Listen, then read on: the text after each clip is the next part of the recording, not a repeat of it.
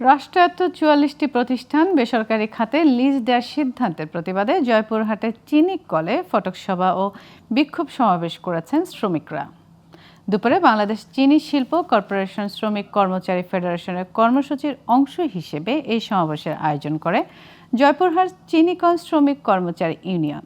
সমাবেশে বক্তারা বলেন, রাষ্ট্রায়ত্ত শিল্প প্রতিষ্ঠান লিজ দেওয়ার সিদ্ধান্ত শ্রমিক কর্মচারীদের চাকরির নিরাপত্তা এবং দেশের শিল্প খাতের জন্য হুমকি।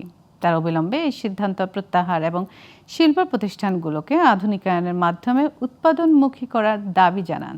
দাবি বাস্তবায়ন না হলে আরও কঠোর আন্দোলনের হুঁশিয়ারি দেন শ্রমিক নেতারা।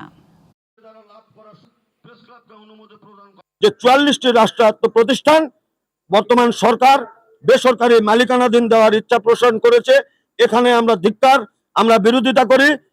এগুলো রাষ্ট্রের সম্পদ, এগুলো রাষ্ট্রায়ত্তভাবে চলমান রাখতে হবে।